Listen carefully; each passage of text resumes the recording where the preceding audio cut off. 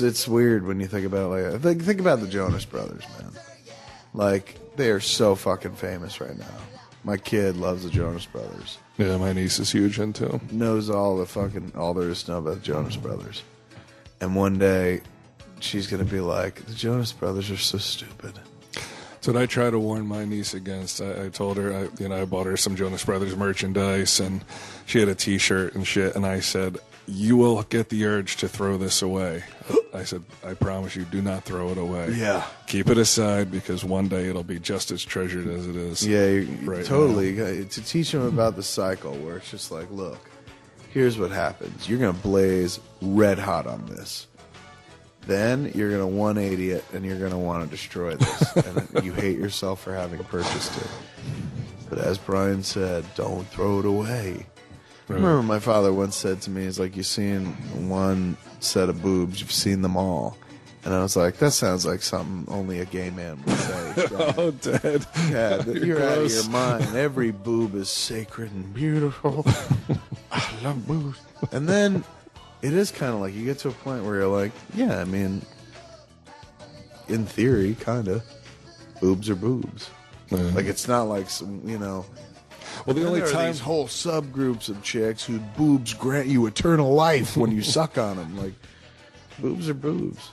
He was right. But in the day he said that to me, and it wasn't really, I don't think it was meant as fatherly advice. He didn't sit me down. He's like, son, boobs are boobs. Now go out in the world and earn your keep. It just came up somehow, but he said, you've seen one pair of boobs, you've seen them all. I was like, what an idiot. What a gay idiot. Yeah, my God, you are a screaming gay idiot who is my father. It's unbelievable. How'd this happen? And then I get older, and I'm like, wow, he was right. Well, the only time they're not, they have to distinguish themselves in, like, not a good way, but, like, a fucked up way. Like, oh, my God, like... they're fucking so huge as to not be believed, or like one's fucking real small and the other's like gray and wrinkled. Like they have to be bizarre looking in order to distinguish themselves. Inverted nipples, yeah, stuff like that. Yeah, or have like those banana nipples where they go like yeah. They look like ski slopes and shit. See, that's the thing too, that like you would love to be able to.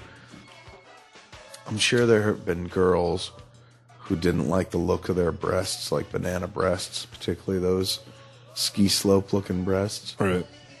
And we're like, oh, I hate them, I hate them, I hate them. You just like be like, look, man, that makes you pop. You stand out. Like, that's not something to be ashamed of. Right. You're the object of someone's fetish. You would love to be able to sit down and tell every kid in the world, like, that thing which you think is like your fucking, cross to bear, man, that's like what makes you pop. Right. Like, that's huge. It's like my banana boobs, Dad. That's what makes me pop. I'm talking to a 9-year-old. I'm like, yes. The fact that your tits are freakish and unrealistic, they don't look like anybody else's, that's a good thing. A good thing. And yes, boys will taunt you now and call you banana probably boobs. a decade to come. Yeah. It's not going to be an easy life, I'm going to be honest with you. You're going to catch hell for these boobs for a while. Once you get out of this, and if you can psychologically survive all that trauma, just build up some nice scar tissue, you will learn to appreciate these boobs for being so outlandish.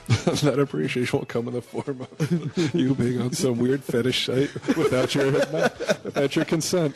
Yeah. And some stranger is going to be looking at your banana boobs and thinking those are nice. God knows what his childhood was like. Yeah, that's your only validation. Yeah, I guess that's not the advice you want to give.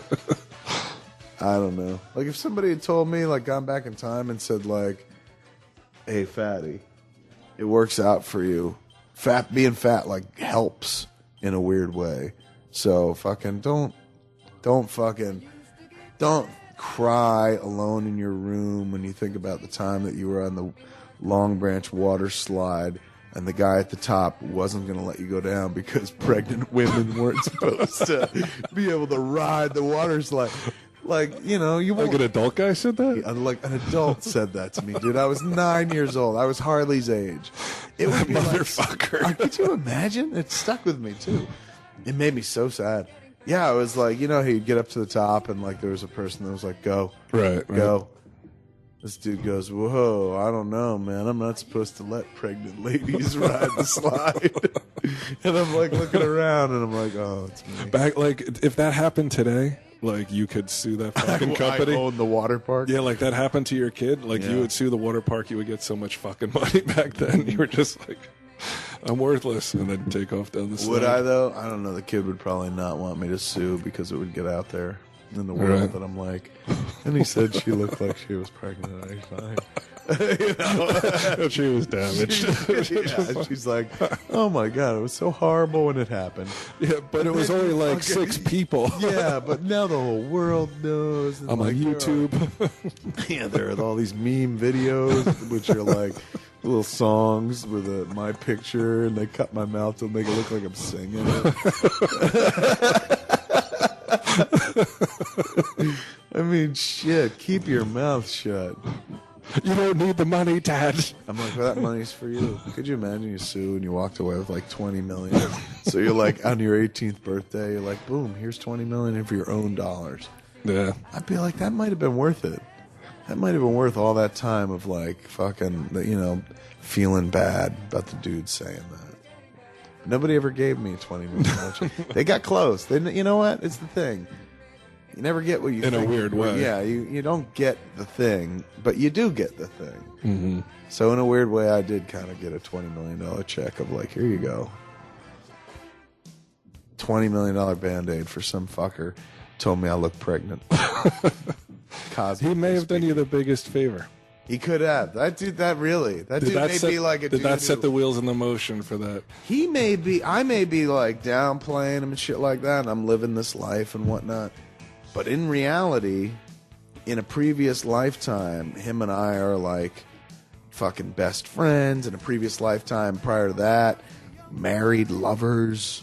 In a previous lifetime, he is a dragon that I have to slay. Like, you know, like we were bound together through time, through every incarnation. And in this lifetime, the role that he plays is to be the guy that makes that comment where I'm like, ooh, I swear. On the dark swings of Azeroth that I will have vengeance. And I became, you know, a filmmaker. And then take off down the slide. I'm like, woo! Oh, man. That was not a wee ride. No, well, it was cement. I remember that. I mean, dude, it could have been fucking pussy. It was not a wee ride after the dude was like, what's up, Prego? And then went up there, it was like, ha, ha, ha, ha. There's that kid, that guy said that joke too. Yeah, oh my God. When you hit the pool at the bottom and you're fucking sloshing out of the water and shit. I mean, you know, I don't think I think that was probably the last time that I like had my shirt off in public.